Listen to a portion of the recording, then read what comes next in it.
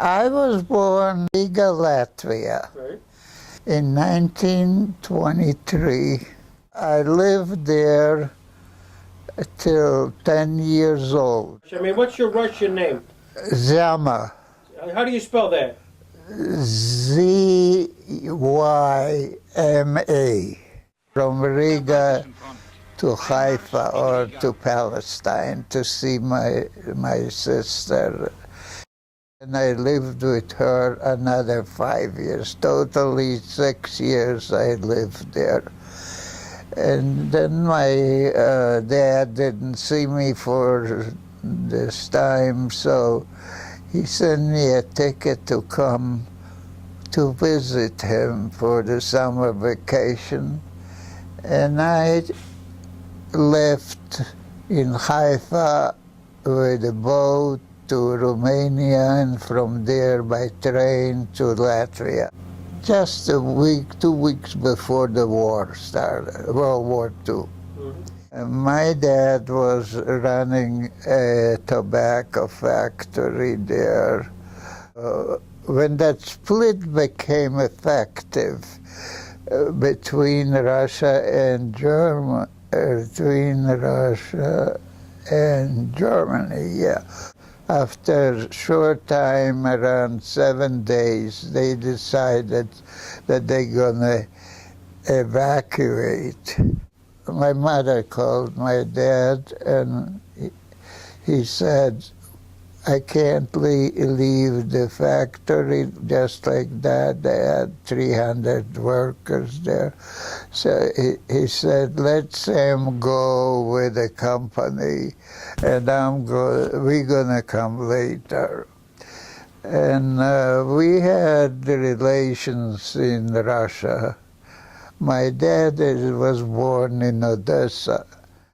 We went from Riga to Pskov, and from Pskov we had to go to Moscow, but it never happened because the refugees were so piled up, and we ended up in Kuibyshev on the Volga.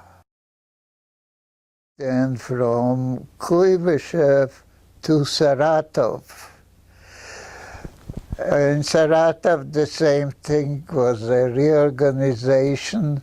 There we stayed there about a week or 10 days, and then they directed us to Ulyanovsk. Okay. Ulyanovsk was the birthplace of Lenin. They had a plant that they were building that for the Air Force. Okay. You'll be very interested what happened. Yep. We went to town to get our ration cards. Bread was there on ration cards. When my turn came, I was standing in line. We had to get about 2 o'clock in the morning in line for the bread because there was not enough bread for the people. So I had in my hands 7 tickets that belonged officially to me, and the 3 tickets that we bought at the marketplace. And she said, how come you have so many tickets? I said, well, this is our tickets. We live together, 7 people, and the 3 I bought. Oh, you bought? I said, yeah, I didn't steal them. I didn't get it somewhere else. It's your tickets. She said, wait a minute. And she calls up the manager from the bakery. And he comes up, and she said to me, she said, tell him the story about the ticket.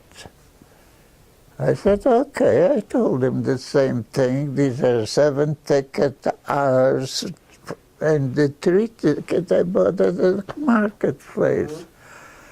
Oh, you bought at the marketplace? So I said, why don't you come with me? We'll go to the main office. Anyhow, I went with him. He called the police, and the police asked me the same thing. I told them the same thing. And there I go to the police station. Really? And I get locked up. My pants were gone. Oh, no. Oh, no. My pants were gone. And I started to look for them. Well, did I get beat up? I was never beat up like that. That's all I had is underpants and a shirt and my shoes. No socks, no. So I was there about, I would say about 3 months. You were put in the prison principally because you bought in the marketplace 3 coupons? 3 coupons. Now, was it illegal to sell coupons? I was investigated maybe 2-3 times. And then the court came. And do I have anything to say? I said, I'm here a refugee. I'm in this country only a little bit over 3 months. And I don't know your laws, but you are not allowed to do that. If I would know it, I wouldn't done it. He said, what else? I said, that's all I have to say. 15 minutes. 15 minutes they came back and they read me the verdict.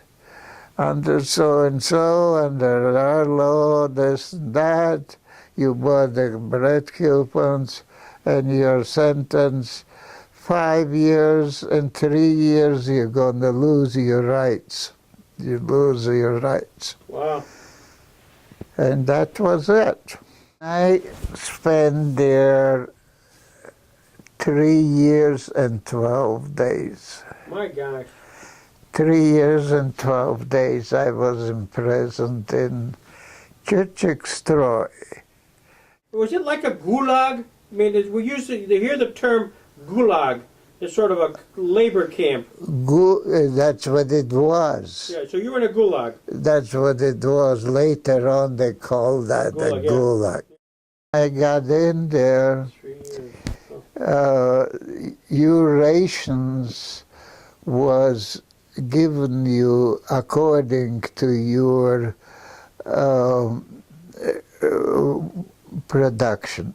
In other words, if you make 100%, you get half the rations. If you make 200%, you get the full rations.